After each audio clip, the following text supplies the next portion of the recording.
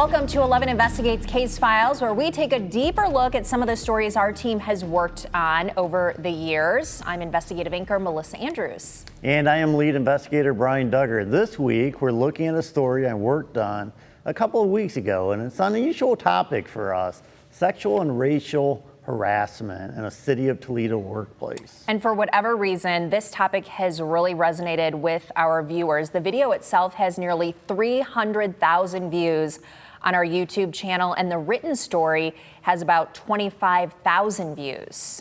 Now, this story all started when Gabe Jones reached out to me to tell me about a situation he was experiencing here in Toledo, and he joins us today to talk a little more in depth about that situation. So, Gabe, thank you very much for joining us. And I guess my question to you would be, I mean, this has got so much, so many people have seen it. It's been out there so much. I mean, what kind of reaction are you getting? I'm a little surprised, but at the same time, I think there's a lot of relatability to the story.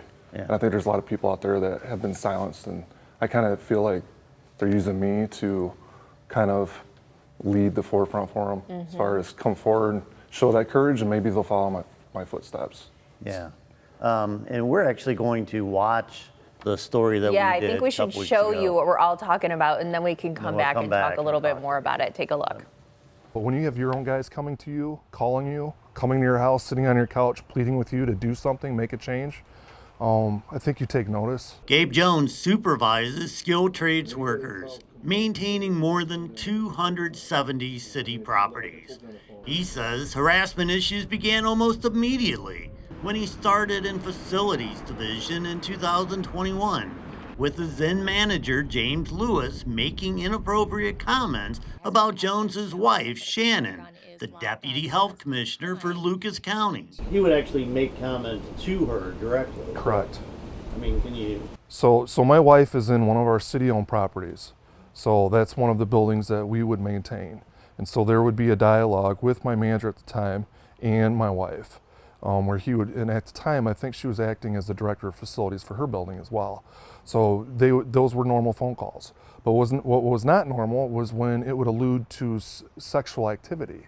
When you're talking about an elevator shaft and you take that sideways and you start making suggestions, one thing leads to the next, and my wife's calling me complaining. In March of 2024, he'd had enough. Jones filed a complaint with the city's Diversity, Equity, and Inclusion Department. An internal city investigation found Lewis violated the harassment policy by making sexual comments to at least 10 employees. Lewis was demoted, and it was determined that Commissioner Rick Aikman should have stopped the harassment, but he remains the commissioner. The day that we took off for our honeymoon, my manager's downstairs laughing with all the guys about how he wants to cheat with my wife. I mean, that's the day of our honeymoon. The investigation found many inappropriate comments were made by Lewis. But Jones says after filing his complaint, the retaliation began against him and others who supported him. First, he was disciplined for driving a city vehicle home for lunch, something he says he was told to do. Then came charges for allegedly trying to sell city-issued boots online, even though Jones says they weren't city-issued boots, and he reported the misunderstanding himself. He was also charged with taking a wooden pallet home, something 11 Investigates confirmed with other employees is a common practice. It actually prevents them from piling up in the dumpsters. Now, that discipline was rescinded in April without any type of explanation. I was promoted in February as well. So how in the world do you get promoted for doing an excellent job to alternate manager and all of a sudden get disciplined for being a bad employee? I mean, the timing is just odd. Jones says the stress began affecting his health. In late 2024, he suffered dizzy spells at work and was diagnosed with a heart condition.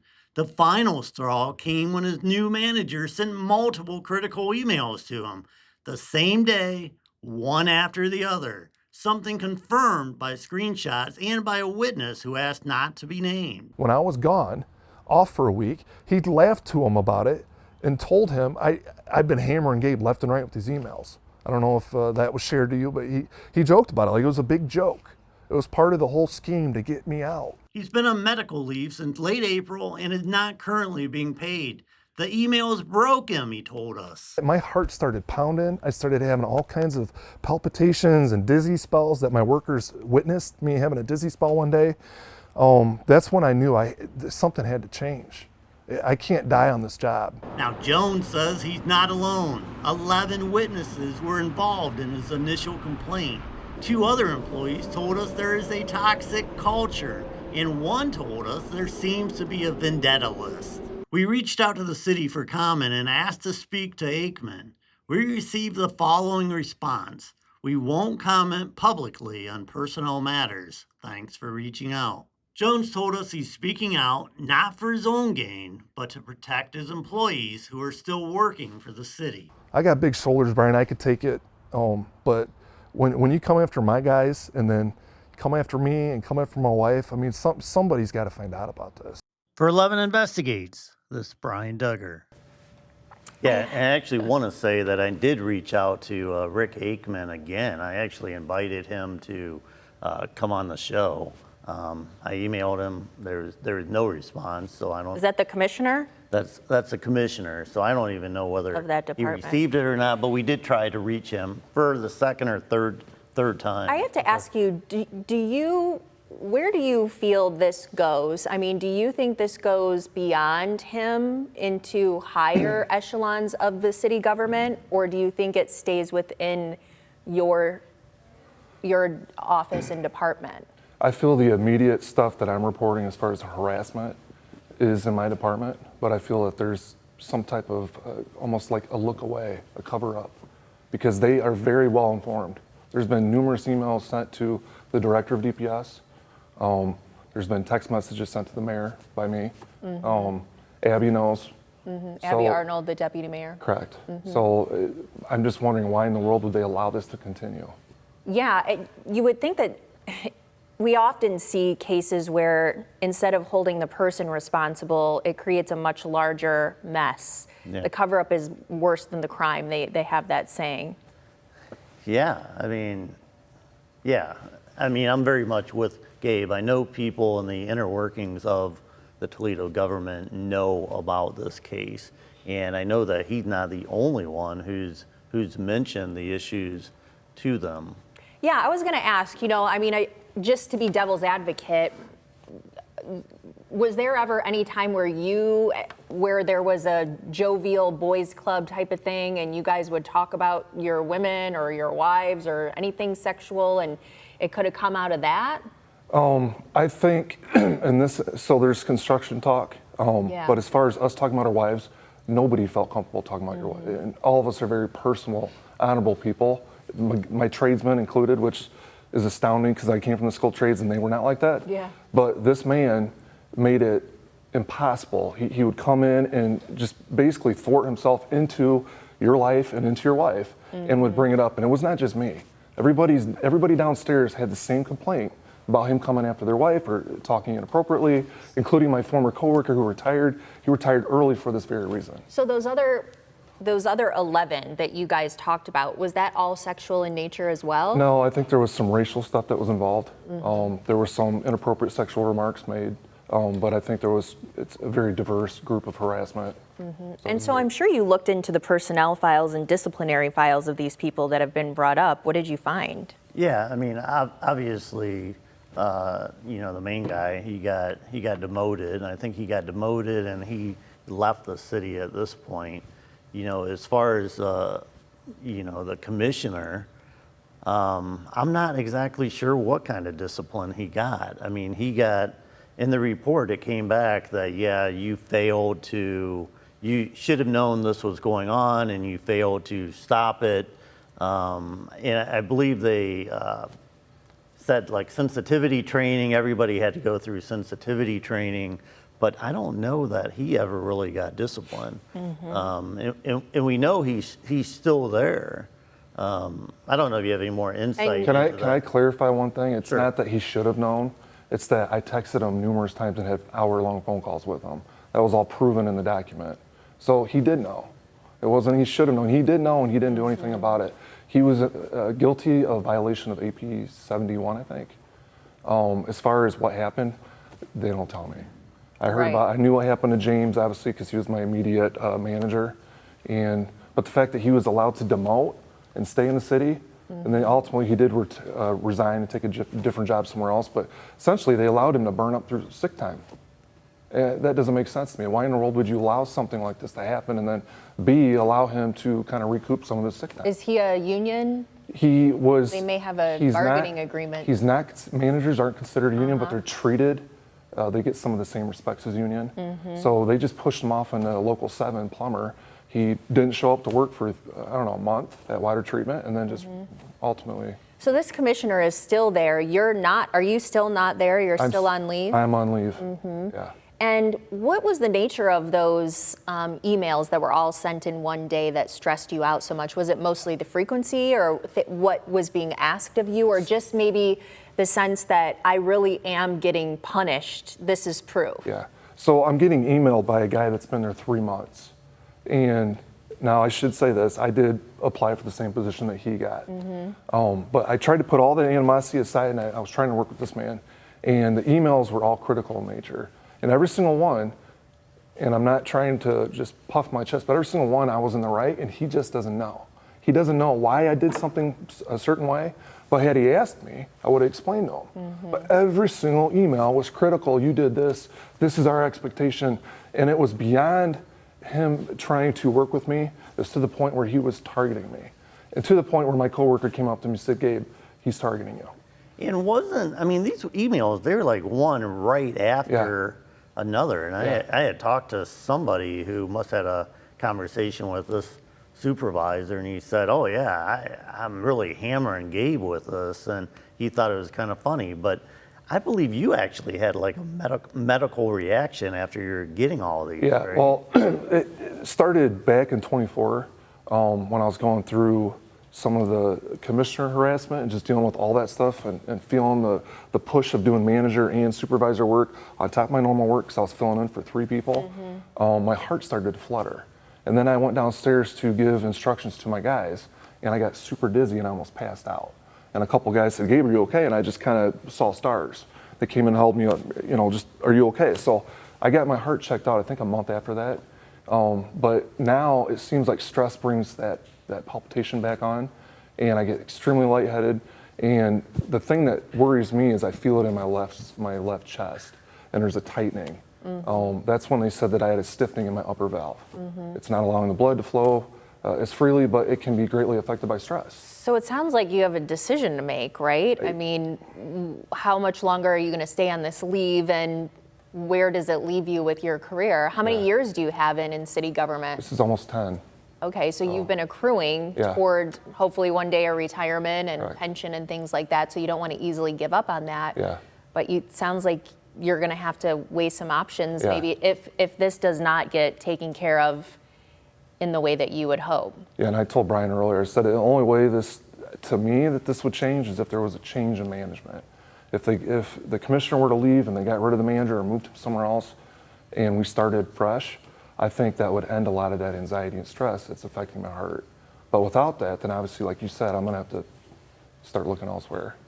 Now, Gabe, when you first reached out to me, first of all, after we were kind of chatting a little bit, I'm like, is your wife Gabe Jones from the health department? Shannon Jones. God, why didn't I say Gabe Jones? I'm sorry. But I mean, you and I have both known Shannon for many years, and I dealt with her a lot during COVID, actually. So, I mean, when we're dealing with these accusations of sexual harassment and in the report, I mean, there were things that they were saying, oh, Gabe said, he was talking about their sex life. You know, they had sex in the pool, they had sex in the office, they had, so we had this internal discussion among us here at the station. That Shannon is not gonna like her name brought up like that. Which, any I mean, you can understand. Person. I mean, she's a very public person. So yeah, we had that conversation, and I'm kind of wondering about the conversation you guys had. I'm sure that's I mean, she's probably doesn't want her name involved in any of this. So you can kind of see it in the story there. She's calling you up and saying, what am I hearing? Yeah, no, you're right. I mean, this was a sensitive thing to try to broach. I mean, you got your wife who's trying, at the time, she's running for health commissioner. Yeah. And you really want to say something at that time and draw eyeballs elsewhere where it should be on what she does professionally and not all this other stuff. But at the end of the day, I think she wanted to show support, and she wanted to say what actually happened. And as far as the allegations against me, there's zero of it was corroborated. And every single instance that is mentioned, it's funny because there's like a shred of truth with every single one. Oh, you're talking about the boots and things like that? Well, no, I'm talking about the allegations he made against me about, I'm talking freely about my sex life with my wife and stuff, which is insane. But the shred of truth is, he was the one asking me specifically if I had done something in a pool, if I had done something in a hot tub. So now it flipped, and I'm reading this, and I'm like, I'm talking to Shane, I'm like, are you kidding me? This is insane. But this is what people like this do. And this is exactly what the investigator Lee was telling me. Yeah, so what he said, he's like, oh yeah, Gabe was just bragging about, they had sex in their pool. So what you're saying, he actually said, hey, Gabe, you ever have sex in that pool that you got there? Exactly. He used to come in and say what a free spirit he was and how he was very free to walk around. Take that as you will. And there was a specific instance, I'm not going to go into great detail, where he got into a shower with a relative in front of his own wife. And he brought that up. And I'm not going into specifics, and I know as grotesque as that can be, but this is the type of thing he would do. And then now he's flipping it and asking like I was giving him the info. What I think is so interesting is we're talking about, you don't often hear when you're talking about sexual harassment or, action being taken about guys and what they're talking about. Certainly if this conversation had happened between men and women, you would like to think that the reaction would have been taken more seriously. I just wonder if, and I'm not giving an excuse here, but has the city not dealt with something like this before? To your point, working in construction and trades, you would think that it would have come up before. Yeah, I mean, that is what I think is really interesting and that probably captivated. I think anytime you mention sexual harassment, people, whatever, they're interested. I want to hear about that. But I think what also captivated people was, this is Gabe, a male talking about being sexually harassed at work. And it doesn't always have to be a woman, obviously. And he clearly was. So Can I delineate just a little further on that? So in this instance, and basically this whole instance, I felt like after, this man came to our wedding. But I felt like after we did a lot of things what newlyweds do. Sometimes you go and you go to church or you go to counseling and you learn how to be married. And some of those things were happening. And he found out, and I felt like he was trying to snake his way in and try to come after my wife. This is what he was asking me these questions. He was trying to put me like, what did you guys do? Why are you going to counseling? Why are you doing this? What happened? And he started bringing forth all these like hypotheticals and trying to find out how my body would react to it so that he could target my wife. That's exactly what it felt like. Yeah, and as far as Commissioner Aikman, the Blade had just done an editorial on this, and I think they mentioned that, he prayed over you. What was that all? Okay, so that was totally blown out of proportion. My coworker at the time and myself, and there was one of our workers downstairs, they found out that he and I were praying early in the morning. Just something to do. Before work started, my coworker and I are Christian, and it's something I think, not only that, we prayed for Rick, we prayed for Jim, we prayed for our management, that everyone would have a successful day, a healthy day. And then one of the workers heard about it and said, hey, I'm going through a hard time. Can I come up early? I didn't have any problem with it. It was before work, before he clocked in. Sure, come on up. One of those meetings, Aikman walked in, and he sat down and decided he was going to pray. So he did, and then he walked out. And then after he walked out, we all kind of looked at each other because it was the most disingenuous thing you've ever seen. It reminded me of Ben Stiller in Meet the Fockers, where he's just saying, oh, Lord, and we're looking at each other like that was the most disingenuous thing. And next thing you know, I'm reading that he prayed for us. Well, he never prayed for us. He came in during a prayer group.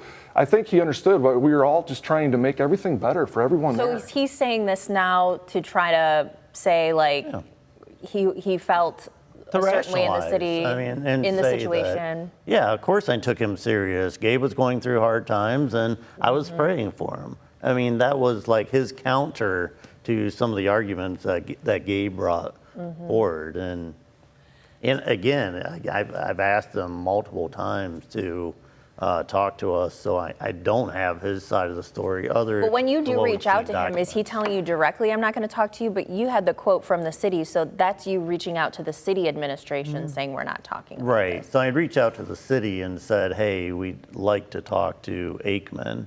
And I never got any sort of response. The city said, look, we don't talk about personnel issues. And then I reached out to Aikman directly, last week, because I'm like, I don't even know if the city told him that I want to talk to him. Did you want for the city to, though, blanketly address sexual harassment? Because I think there is space to say, while we don't comment on personnel matters, this is the city's stance on any allegations of sexual harassment or racial discrimination. I mean, of course, you would like them to come out very strongly and say just that, yeah, we can't comment directly on the case, but, there's no place in city government for sexual harassment or racial harassment. We didn't get that. That's I mean, not we what just got happened. like a two-sentence response and, thanks for reaching out sort of thing, which, look, I mean, this is serious. I mean, we can see how it's affecting your life. Yeah. And, it shouldn't just be flippantly like, hey, well, we don't talk about that. But we actually had a little additional sound from our interview as far as how this was affecting Shannon, like some of the stuff she had to deal with. So let's play that sound, and we'll talk about that. I think she started off kind of like me with toleration for it, thinking it was just construction, it's part of the job.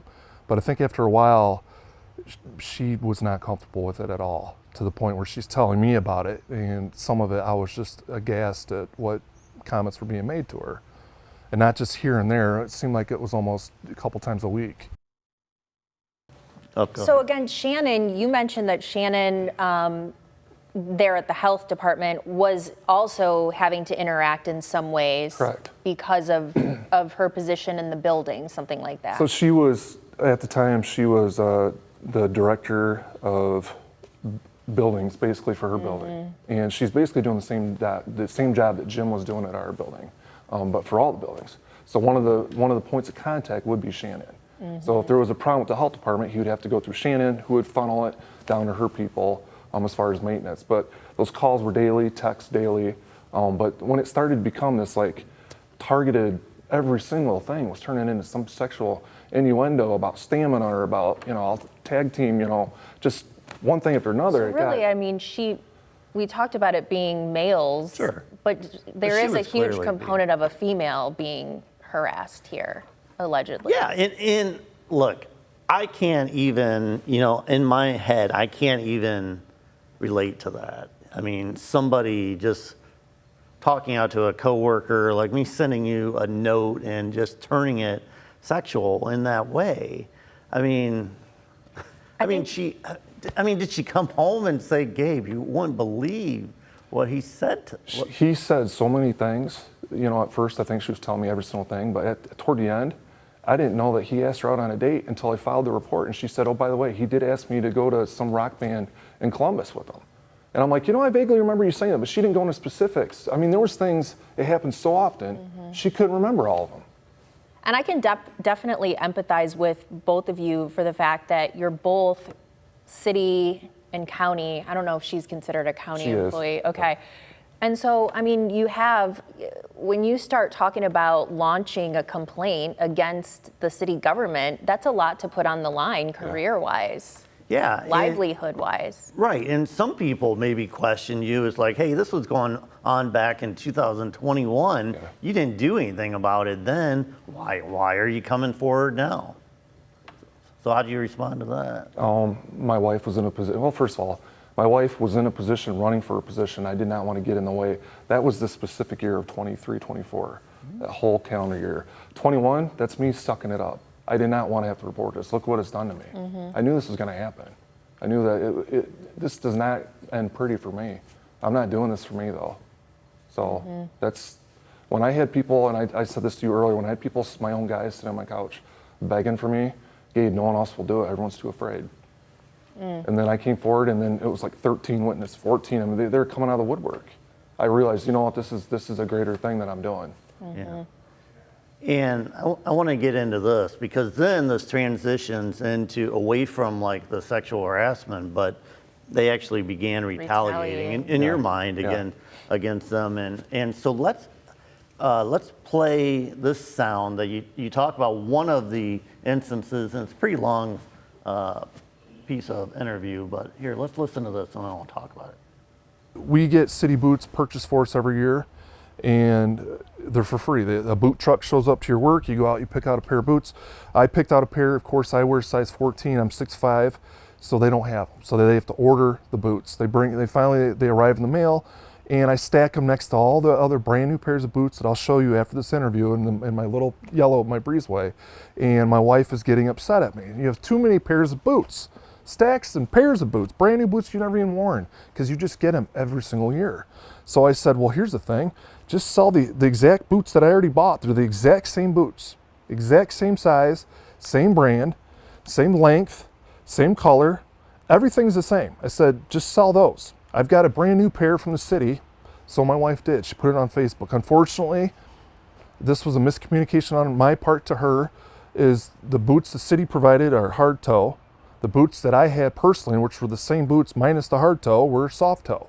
So she said, what do I put down for a description? I said, put what's on the box of the city boots. The same boots as that's what she did.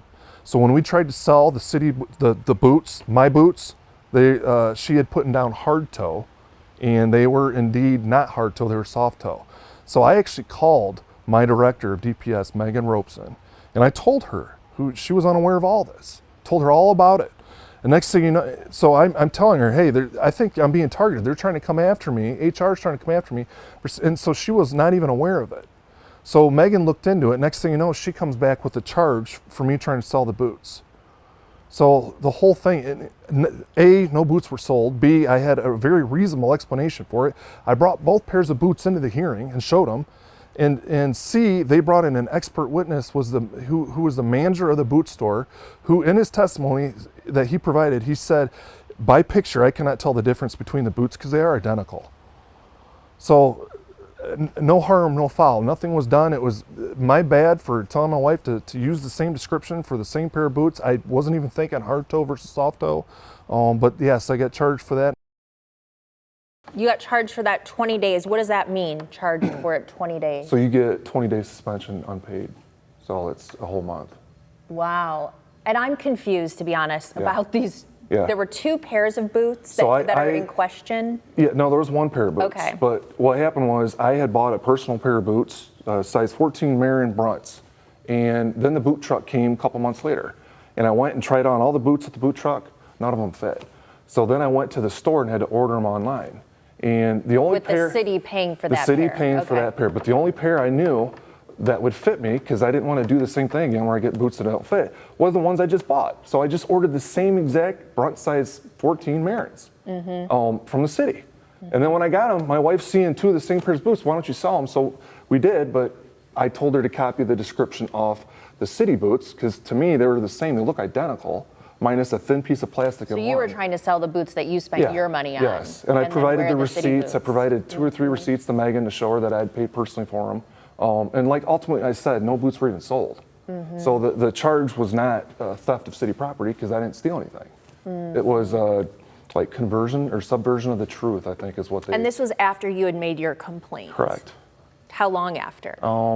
Within a month maybe, weeks, month. But it wasn't the only thing. I mean, at this point, I mean, you had been recently, I believe, promoted. Yeah. You got lots of commendations in your file, Yeah. which I could see. And the one thing about Gabe, he keeps absolutely meticulous records. I mean, he was able to give me a record for everything. I have thousands of pages that I've been able to look in this thing. So like, he's very meticulous record. But this was not the only thing you got charged with. Talk about some of the other. Well, the first thing I got charged with was going home for lunch every day in the city vehicle, and then stopping at various places throughout the city. Now, my day, Melissa, my day started at 4:45 a.m. every day. I didn't get paid till 7, but I did that because that's part of my work ethic. I want to do a good job. This is probably why it's affecting my heart so much, because I put so much into it by showing up early, staying late, not getting paid, and then, like I was told, don't use your personal vehicle throughout the day. Use the city vehicle if you're going to run a personal errand, because the guys will see you taking your personal vehicle. They'll wonder, hey, why can't I take my personal vehicle to run a personal errand? Just keep it short. You can flex it, Gabe. You work 2 hours over every single day. You can flex it. The next thing you know, I'm getting hammered for going home for lunch every day.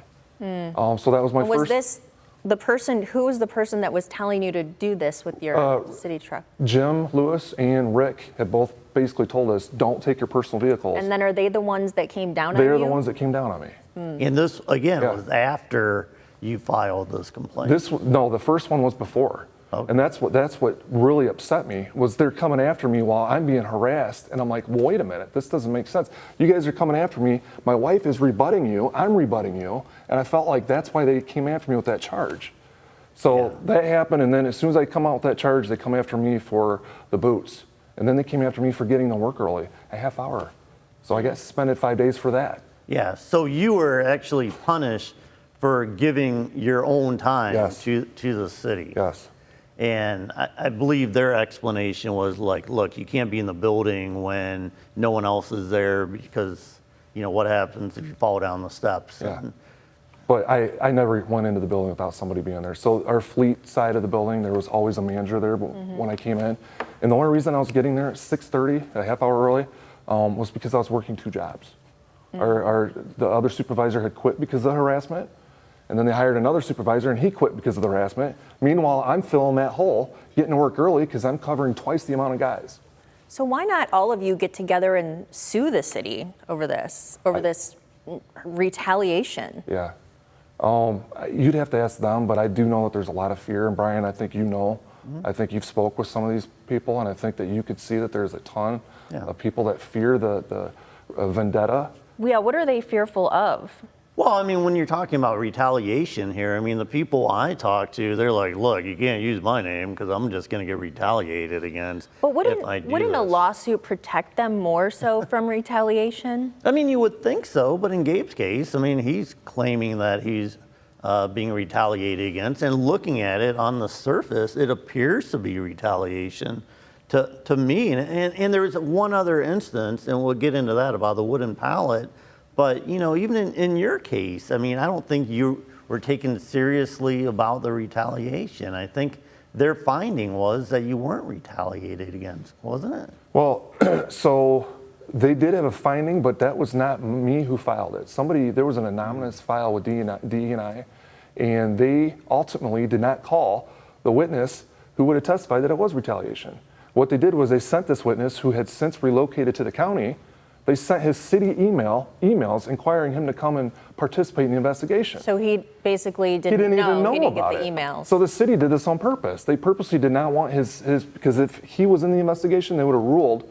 They even had the manager of fleet participate in this investigation, in which case he said that he sees Rick coming after me. Let me ask you this. Did you find in the course of any of your communication or any part of this investigation that things were handled off record, meaning not through email, not through phone conversations or text messages? There were any face-to-face conversations with any part of the administration or this commissioner or anything? So as to keep it off the public record. Do I personally feel like that? Yes, but I can't prove that. That's why they do it off the record or via the phone. But I definitely feel like there's a lot of missing pieces here. That maybe and you know me, I document everything. But I can only document what I'm part of. Right. So I have no idea what's missing on their end, but it seems like there's some stuff that's been kept off the record. So there were like 11 or 12 witnesses, maybe it was even higher than that, in your case that said, oh yeah, we saw this happening to Gabe, it kind of happened to us And you talked about this in our interview too. So there's one final clip. Let's play this and we'll talk. I think some of the big complaints were the targeting. There seemed to be an odd type of fixation on targeting on certain individuals. Whether that just be you didn't like the person, so as an administrator you put a bullseye on them, and instead of doing administrator duties, you almost just focused, hyper type focus on anything you could find. And I started to realize that. At first I thought, no, this person they're screwing off, they're not working as hard as they should be, yada, yada, yada. But I think after years and years of watching it, you start to realize, no, wait a minute, these guys are actually working. They're working hard, they're getting their job done, and they're being unfairly targeted by our administration. So this was going on even before this happened to you, but I know specifically with your case, there were like 11, 12, 13, 14 witnesses that said this happened. And some of those people you noticed were actually, having stuff happen. I think the one person I talked to, he said, yeah, it's almost like there's a vendetta list. Like we're gonna go after these guys, get them out of here. They're not loyal. Yeah. So I mean, that was happening, right? Yeah.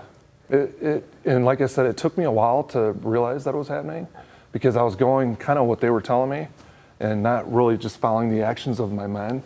But I started following them, and I'm sitting here, and then I'm watching it happen to me, because it started to happen to me, coming after me, and I started to put two and two together, and it's almost like a weird game, where they identify the mark, and then they just start coming after that mark, and they go out of their way. I mean, they're missing meetings, they're not working, they're driving around the city trying to find anything they can on this mark.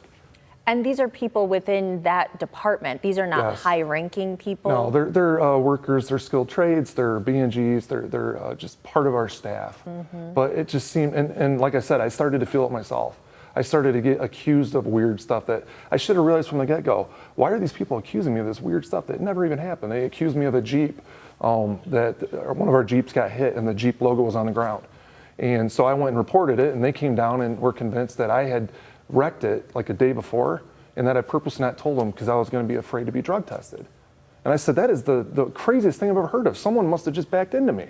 How do you hit the quarter panel of a Jeep without hitting the mirror? Someone backed into it.